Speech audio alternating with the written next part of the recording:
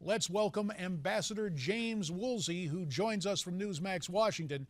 Ambassador Woolsey, former Director of Central Intelligence, currently Chairman of the Foundation for Defense of Democracies. Ambassador, as always, we thank you for your time here on America's Forum. Good to be with you. So, what is your reaction to this report? Well, I think that it is fine, and it would have been fine to have had a vigorous dispute about some of these issues between the participants and people taking a second look years later.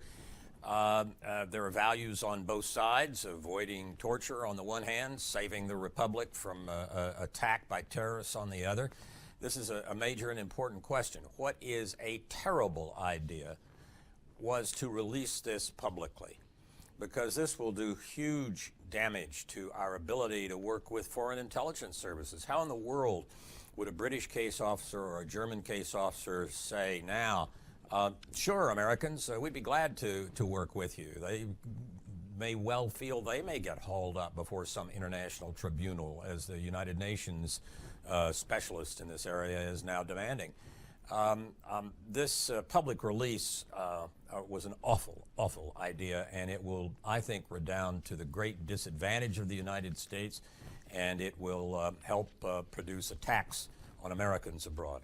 So the public release, are we to infer that that was the politics involved to release this publicly? What could be gained by that release politically?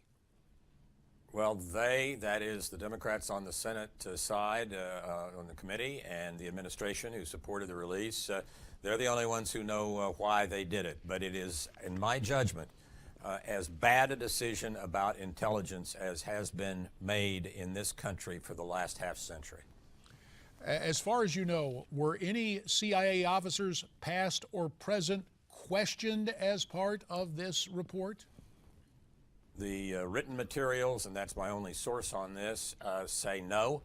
I find that incomprehensible, that they would not go to the directors and the other senior intelligence officers. This all happened 6 years after I was DCI, so there was no reason for them to come to me. But not to go to Porter Goss or George Tenet or Mike Hayden, that's simply ridiculous. Incoming Senate Majority Leader Mitch McConnell reacted strongly against the release of this report. Let's listen to what Senator McConnell had to say, and then, Jim, we'll get your reaction. It doesn't tell us much that we didn't probably already know anyway, but significantly endangers Americans around the world. This particular release, in my judgment, serves no purpose whatsoever other than to endanger Americans around the world at a time of growing concern about the rise of terrorism. Well, you heard what Mitch had to say. Jim, do you agree?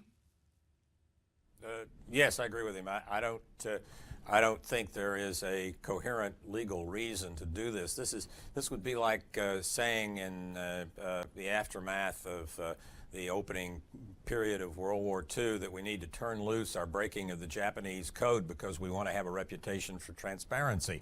I mean, we had war, and we had been attacked recently at this point, and 3,000 Americans plus had died, and we were worried about another attack.